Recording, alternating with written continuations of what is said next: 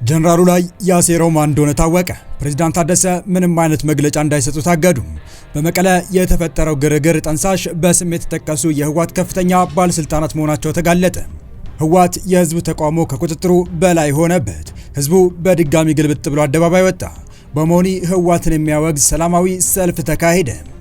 ትራምፕ በኢትዮ ኤርትራ ውጥረት ጣልቃ ገቡ። ፕሬዝዳንቱ ፊርማቸውን ያኖሩበት የደህንነት ሰነድ ይፋ ሆነ።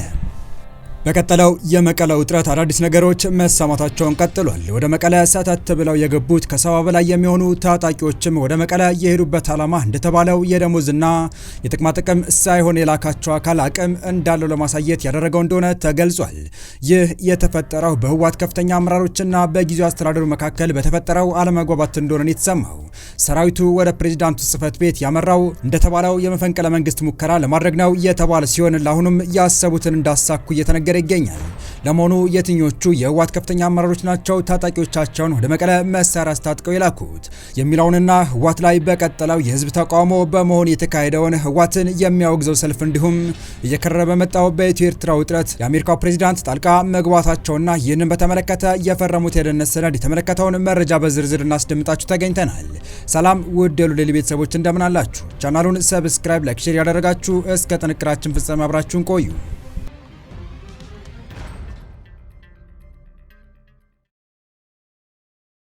ሰሞኑ መቀሌን ተቆጣጥሮ የነበሩት የተወሰኑ ታጣቂዎች ጉዳይ ከቀጥተኛ የደሞዝ ጥያቄ ጋር ሳይሆን በህወሓት አመራሮች በወታደራዊ ኃይሉና በጊዜው አስተዳደሩ ፕሬዝዳንት ሌተና ጀነራል ታደሰ ወረደ መካከል በተፈጠረ ልዩነት መሆኑን የሚያመለክቱ መረጃዎች እየወጡ ነው።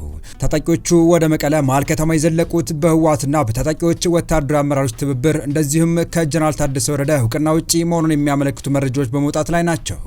መሳሪያ ከመጋዘን ተሰጥቷቸውና ወታደራዊ ስምሪትን ተከትሎ በስርዓቱ መቀለ የገቡ ታጣቂዎች መሆናቸውን ከስፍራው እየወጡ ያሉ መረጃዎች እያመለከቱ ነው።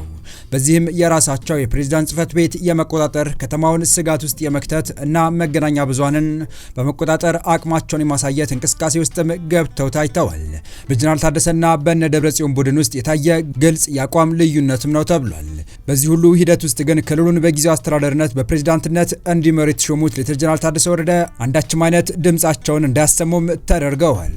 የቀድሞ የትግራይ ጊዜው አስተዳደር ፕሬዝዳንት አቶ ጌታቸው ረዳንና ጓዶቻቸውን ከጊዜው አስተዳደሩ አመራርነት ለማስወገድ ከህወሓት ሰዎች ጋር እና ከትግራይ ታጣቂዎች ወታደራዊ አመራሮች ጋር በጋራ እየሰሩ ነበር በሚል በአቶ ጌታቸው ረዳ እንደዚሁም በጀነራል ጻድቃን ገብረትንሳኤ ጭምር ወቀሳ የሚደርስባቸው ሌተና ጀነራል ታደሰ ወረደ እሳቸውም ተመሳሳይ ዕጣ የደረሳቸው መሆኑ ታውቋል።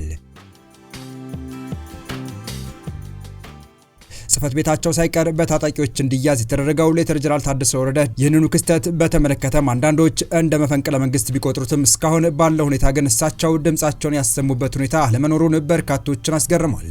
አንዳንድ ክስተት ሲኖር ብቅ ብሎ ማብራሪያ የሚሰጡት ጀነራል ታደሰ በዚህ ወሳኝ ክስተት ውስጥ እንዴት ዝም አሉ የሚለው ጉዳይ እያነጋገረ ነው። መረጃዎች የሚያሳዩት የኤርትራ መንግስት ያዋጣናል ያሉና ትዕዛዝንም ከአስመራ የሚቀበሉ ወታደራዊ አመራሮችና የህወሓት ሰዎች ጀነራል ታደሰን በለዘብተኝነት የከሰሱ መሆኑን ነው። ሌተና ጀነራል ታደሰ ወረደ ከአዲስ አበባ ሹመትን ተቀብለው መቀለ ሲገቡ ከተቀበሏቸው ኃላፊዎች መካከል አንደኛው ከኢትዮጵያ ሉዓላዊነት ጋር በተያያዘ ያልተገባ ግንኙነት ማድረግ በተመለከተ አጥብቆ መከላከል የሚገባቸው መሆኑን የሚያመለክት ነው። በአንድ መልኩ የፕሪቶሪያው ስምምነት በተሟላ መልኩ ይከበር፣ በሌላ አቅጣጫ ደግሞ የፕሪቶሪያው ስምምነት በህዝብ የተመረጠ የክልል መንግስት በማፍረስ ከ4 ኪሎ በሚሾሙ ምስለኔ አስተዳደር አድርጎናል የሚሉትና ደብረጽዮን የዛሬ 5 ዓመት አካባቢ የተካሄደውን ምርጫ ተከትሎ ደብረጽዮን ፕሬዝዳንት የሆኑበት መንግስትን የመመለስ እቅድ ያላቸው መሆኑን የሚነገረው። ይህ ከሆነ የፕሪቶሪያው ስምምነት ሙሉ በሙሉ የሚፈርስም ይሆናል። የፕሪቶሪያው ስምምነት የቀደመው ከፌዴራል መንግስት እውቅና ውጭ የተካሄደው የወቅቱ የትግራይ ክልል ምርጫ ውድቅ መሆኑንና ትግራይም እስከ ቀጣዩ ምርጫ ድረስ ከሁሉም በተውጣጡ አካላት በሚቋቋም ጊዜው አስተዳደር የምትመራ መሆኑን ነው። በዚህ ሂደት ውስጥ ደብረጽዮን የክልሉ ጊዜያዊ መንግስት ፕሬዝዳንት ይሆናለሁ ብለው ቢያስቡም በጠቅላይ ሚኒስትር አብይ አህመድ ፊት ይሁንታ አላገኙም። ጌታቸው ረዳ መሾማቸው የመቀለው የፖለቲካ መገፋት አንሮት የቆየ ሲሆን በአቶ ጌታቸው ምትክ ጀነራል ታደሰ ቢሾሙም አሁንም ተመሳሳይ ውጥረቶች ተፈጥረዋል። በክልሉ ፖሊስ ኮሚሽን የፖሊስ አባላት የውስጥ ጸጥታ የሚጠበቀው መቀለ በአሁኑ ሰዓት በነ ደብረጽዮንና በሌሎች የታጣቂ አመራሮች በሚመሩ ታጣቂዎች ቁጥጥር ስር እንደሆነች ትገኛለች። ጀነራል ታደሰም ድምጻቸውን እንዳጠፉ ነው። የፌዴራል መንግስቱም ያለው ምንም ነገር የለም። ይህ በእንዲህ እንዳለም የተለያዩ ተቃውሞዎች ከውስጥም ከውጭም እያስተናገደ የሚገኘው ህወሓት አሁንም የሚሰነዘሩበት የተቃውሞና የምሬት ድምጾች በርትተው ቀጥለውበታል። የመሆኒ ከተማ ነዋሪዎችም ዛሬ ጠዋት አደባባይ በመውጣት ህወሓትን የሚያወግዝ ሰላማዊ ሰልፍ ማካሄዳቸው ታውቋል። በዚህ ሰልፍ ላይ በኢንቨስትመንት ስም በመሬታቸው ላይ የሚፈጸመውን ወረራ በሰፊው መቃወማቸውም ተገልጿል።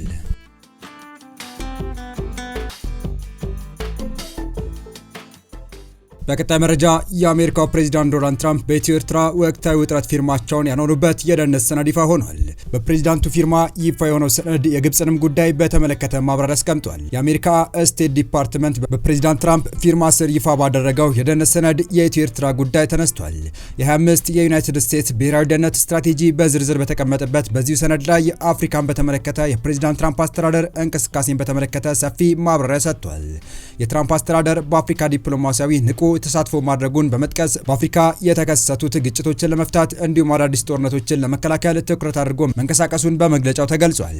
የትራምፕ አስተዳደር ከፊታቸው ጦርነቶች መከላከል የግብፅና ኢትዮጵያ ይገኙበታል ሲል ይኸው መግለጫ አትቷል። መግለጫው በአፍሪካ ተከስተዋል ያላቸውን ሌሎች ግጭቶችን ለአብነት አስቀምጧል። ትራምፕ እንደፈቱት የተገለጸው የግብፅና ኢትዮጵያ ጦርነት ሀገራቱ ጦርነት ውስጥ አልገቡም በሚል ከዚህ ቀደም ጥያቄ ቢቀርብበትም የደህንነቱ ሰነዱ ጠቅሶታል።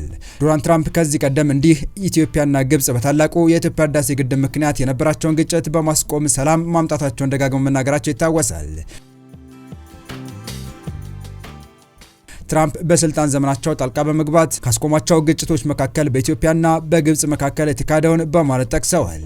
በፕሬዝዳንቱ ፊርማ ይፋ የሆነው የአሜሪካ የጸጥታና የደህንነት እንቅስቃሴ የተመለከተው ሰነድ በትራምፕ ጣልቃ ገብነት ከረገበው የአፍሪካ ግጭት ውስጥ የግብፅና ኢትዮጵያ እንዲሁም ይጠቀሳል ይላል።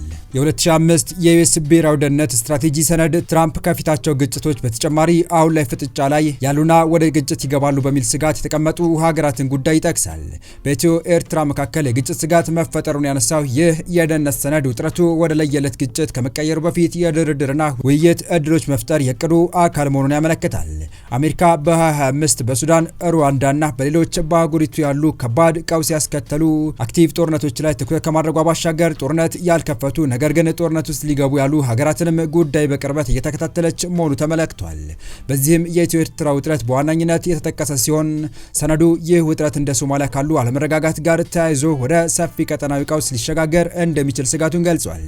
የአሜሪካ ስቴት ዲፓርትመንት በህዳር 2025 ተፈርሞ ይፋ በሆነው በዚሁ ሰነድ በአፍሪካ ያሉ ግጭቶችን ለመፍታት አማራጭ መፍትሄዎችን እንደሚያቀርብ በመግለጽ በሂደት በአህጉሪቱ ያለውን ወታደራዊ ተሳትፎ የማቆም እቅድ እንዳለው ይገልጻል።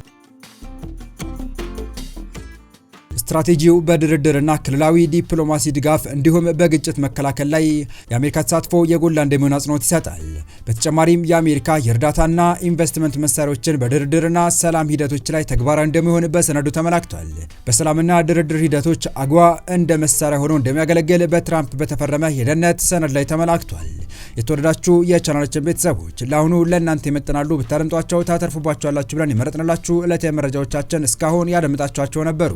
በተመሳሳይ ሀገራዊና ቀጠናዊ ጉዳዮች እንዲሁም ዓለም አቀፋዊ የጂኦፖለቲካ ወታደራዊና አነጋጋሪ ክስተቶችን ለበለት ተከታትለን በትኩስ ይዘን እንደምንቀርብ እያሳወቅን የቻናል ቤተሰብ ካልናችሁ ሰብስክራይብ፣ ቪዲዮን ላይክ እና ሼር በማድረግ ተደራሽነታችን ታሰፉ ዘንድ አክብሮታዊ ግብዣችን ነው።